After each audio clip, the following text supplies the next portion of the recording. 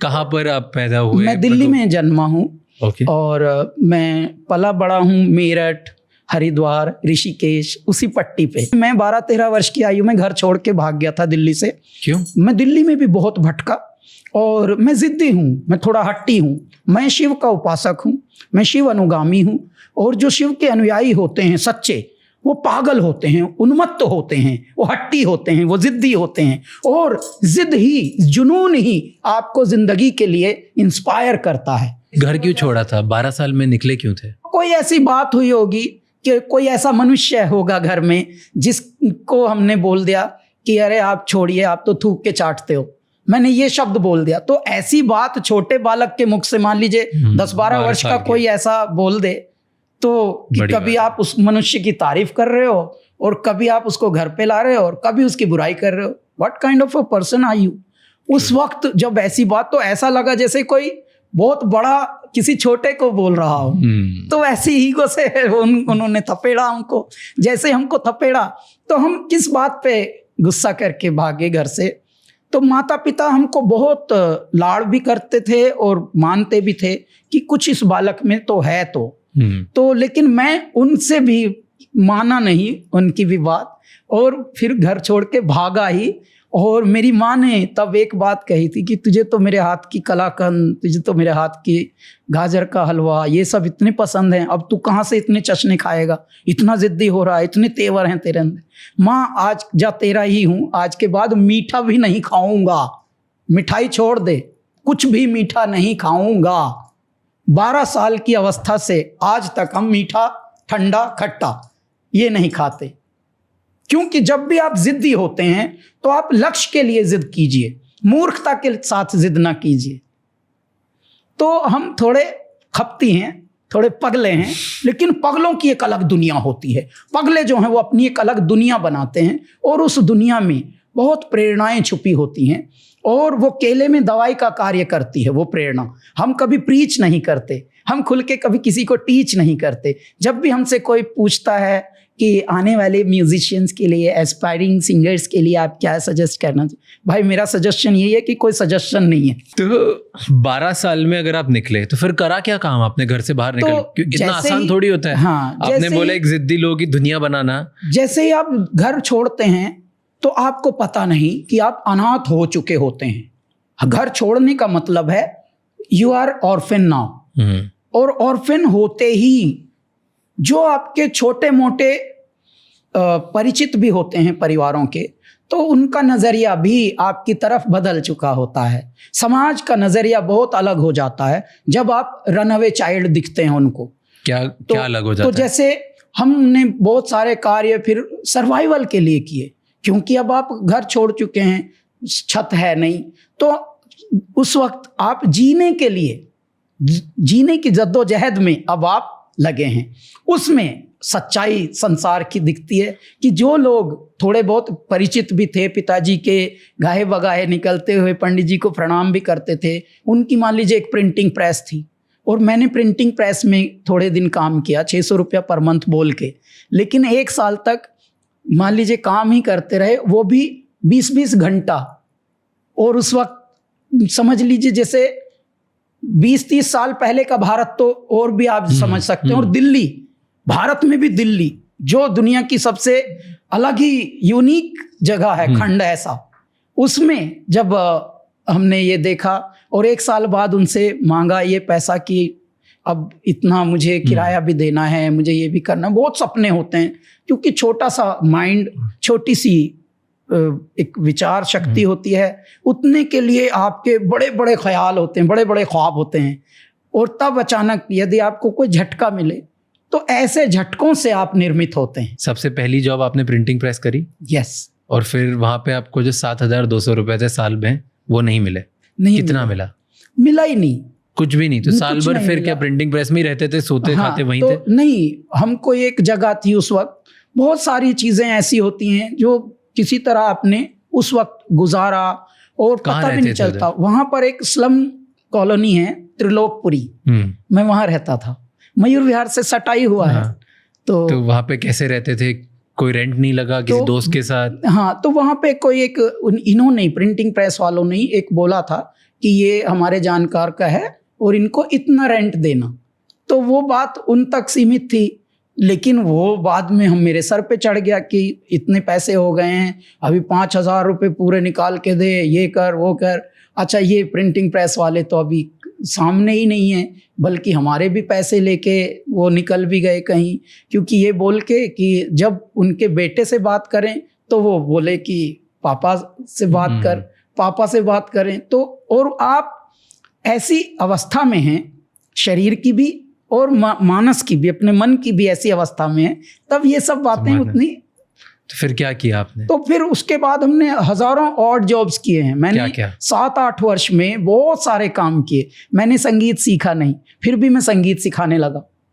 फिर लास्ट में ऐसे बहुत सारे काम कर करके हमने लास्ट में एक्सपोर्ट करना शुरू कर दिया था। तब मेरी आयु थी लगभग 20 या 21 के करीब। एक्सपोर्ट करना? क्या एक्सपोर्ट करते? तो मैं एक्सपोर्ट करता था हैंडीक्राफ्ट, इंडिया से, भारत से, वो भी राजस्थान के प्रिंटिंग ब्लॉक्स को ऐसे सेमेट्री में सजाते थे कि वो एक पूरा खुद का एक डिजाइन वॉल हैंगिंग जैसा बन जाता था। तो ऐसे बहुत सारे हम कहाँ, भारत से कहाँ एक्सपोर्ट? जर्मन में, हैम्बर्ग में मैं भेजता था। कैसे भेजने लगे? ये स्टार्ट कैसे हुआ? क्या हुआ कि मैं जहाँ ट्यूशन पढ़ाता था, तो एक बार मुझसे ऐसे ही बात की, जिनको मैं पढ़ाता था उन्होंने, कि मेरी फ्रेंड है and she wants these 2-3 things, can you source these, वैसे कैजुअली। तो हाँ, मास्टर जी, गुरु जी ऐसे वर्ड्स बोलते थे। तो बहुत ही छोटे से, टाइनी से, प्यारे से गुरु जी हैं, तो मन ही मन ये हम समझते थे सब, लेकिन चुप, जैसे हो रहा है वैसे ही होने दो।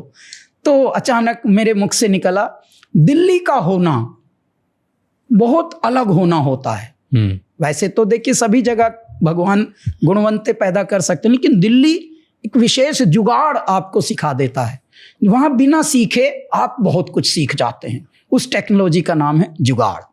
अच्छा, दीज आर कॉल्ड जुगाड़। जैसे आपके सामने ये एक कैजुअली एक बात आई कि आप ये सोर्स कर सकते हैं क्या, एक ये है मदर टेरेसा साड़ी है, और ये वुडन ब्लॉक्स हैं, वॉल हैंगिंग्स हैं, थोड़ा डेकोरेटिव कॉर्नर्स हैं, और कुछ अलग अलग पीसेस हैं लकड़ी के, वुडन। तो मैंने बोला हाँ। अच्छा, वहाँ हर चीज़ पे हाँ पहले निकाल देता है मनुष्य। आपको जहाज चाहिए, हाँ मिल जाएगा जी, कीड़ा चाहिए है, तो बड़े आराम से आप कह सकते हैं पानी दा चाहिए, हवा दा, कीड़ा। वो बाद में करेंगे यार, ये मैंने बोल क्या दिया, करना क्या है, लेकिन अभी बोल दिया तो हाँ भाई है। अभी तो हाँ है। तो ये विशेषता वहाँ पे हम सीख ही गए थे। तो बहुत सारी वाचाल चतुराई, चपलगिरी हम सीख गए थे। मैं एक्सपोर्ट करते वक्त भी अंडर टेबल देना सीख गया था ऑफिसर्स को, और मेरा अपना शिपमेंट रुके ना, मतलब बाकियों की बड़े बड़े कंपनियों के रुके हुए हैं, लेकिन मेरा शिपमेंट ना रुके, मैं वो शार्प हो गया था। बाद में ये हुआ कि हमारा ये एक्सपोर्ट का थोड़ा कोलैप्स हुआ। ये लास्ट का ऑर्डर, हम अपने बारे में ये बोलते हैं कि कभी अगर हमारे बायोग्राफी आएगी तो उसका नाम होना चाहिए prodigy of pain, prodigy of hardship, मुश्किलों का पुत्र कैलाश खेर, विफलताओं की उत्पत्ति Kailash Kher, prodigy of failures. क्योंकि इतना ज़्यादा पेन और फेलियर देखा है उस वक्त। तो जब ये कोलैप्स हुआ हमारा एक्सपोर्ट का, तो तब मुझ पर कर्ज भी चढ़ गया था। एक तो आयु आपकी ऐसी होती है, और वो आयु उस अवस्था में राज, अगर आप, अच्छा अभी मैं म्यूजिक गाता हूँ बचपन से, देखिए, लेकिन इस पूरी जर्नी में कहीं म्यूजिक नहीं झलका आपको। क्यों? क्योंकि मेरे अंदर परमात्मा म्यूजिक ठूंस रहे थे। ये सब जितनी भी हार्डशिप है, ये संगीत था मेरा।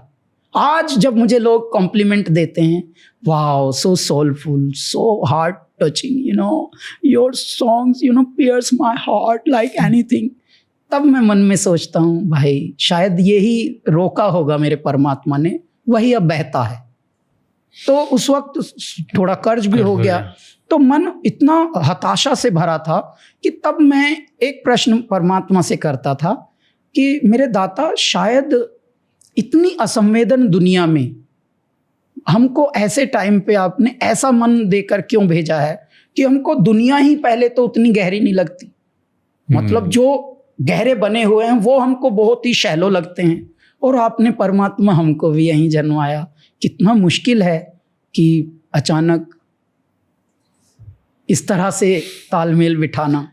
और फिर मैं क्योंकि अंततोगत्वा मैं ऋषिकेश में मैं पिताजी वाला काम सीखने गया, फिर क्या पंडिताई। ओके। तो पंडिताई सीखते हैं तो उसका भी एक आज आप कोर्स होते हैं, तो उस 6 साल का आचार्य कोर्स होता है, स्नातक बोलते हैं हमारे यहाँ, ग्रेजुएशन, उसमें कर्मकांड में। तो मैं वही सीखने गया। फिर अभी मैं 20-21 का हूँ, और मेरे अब जो साथी हैं वो कोई 12 साल का है, कोई 13 साल का है, कोई 8 साल का है, वो मेरे साथी हैं और जिनको आप क्लासमेट्स कहेंगे। तो मन में अब वो एक फ्रस्ट्रेशन अलग कि मैं 22 साल का हूँ, अब मैं दाता ये सब करूँगा, मर ही जाऊँ इससे तो अच्छा। तो मैं गंगा जी में कूद गया। तो ये मेरा पुनर्जन्म है राज। गंगा जी ने हमको कैसे तो बाहर फेंका, कोई एक मनुष्य ने हमें निकाला, उसने फिर हमसे पूछा कि तुझे तो तैरना नहीं आता, फिर तू क्यों कूदा था, मरने गया था? मैंने कहा हाँ। उसने दिया मुझे कान पे एक, इतनी जुबान जोरी कर रहा है उस वक्त ही ऐसी एक टोन, ऐसी लैंग्वेज, इस तरह का। तो मैं कक्ष से, अपने आश्रम के कक्ष से 24 घंटे तक बाहर इसलिए नहीं आया कि वहाँ भी मैं पश्चाताप ये कर रहा था कि परमात्मा मैं यहाँ भी विफल हुआ, मैं विफलताओं का पिंड हूँ, मैं विफलताओं की पहचान हो चुका हूँ अब। मतलब सक्सेस आजू बाजू भी नहीं ठहरती, जहाँ जाता हूँ फेल हो जाता हूँ, फेलियर्स ही फेलियर्स है। फिर जब आपने ये खुद की जान लेने की कोशिश करी, ये पता चला घर वालों को? बाद में पता लग गया था जी। उस टाइम पे नहीं पता चला? उस टाइम पे तो घर वाला आजू बाजू भी नहीं था, हम ही घर वाले थे। आज भी हम ही घर वाले हैं। आप हंसोगे, हमारी ये बात पहली बार मैं आपके यहाँ बता रहा हूँ। मेरी शादी भी हुई है, मेरा बेटा भी है 14 ईयर का कबीर, लेकिन शादी के 2-3 साल में ही जो ग्रस्त में होते हुए भी हम वानप्रस्थ में हैं, हम विच्छेदन जिसको सेपरेशन कहते हैं वो हो गया। तो सब कुछ ठीक ठाक उसमें है, लेकिन परमात्मा को जाहि विधि राखे राम ताहि विधि रहिए, किस तरह से रखना होता है कुछ आत्माओं को, तो उसमें भी नहीं फंसाया हमको। और आनंद में भी हैं। कितने लोग तरस खाते हैं ये बात सुन के, I am sorry to hear this. अरे चुप कर, तू सॉरी बेटा, तुझ पे सॉरी है हम। तेरी हालत देख, सब कुछ होते हुए भी तू कितना तन्हा है, और हम तन्हा होते हुए कितने ज़्यादा जुड़े हुए हैं सबसे। थैंक यू सो मच ये क्लिप एंड तक देखने के लिए। अगर आपको और भी ऐसी क्लिप्स देखनी है तो राज शमानी क्लिप्स चैनल को सब्सक्राइब कर लीजिए।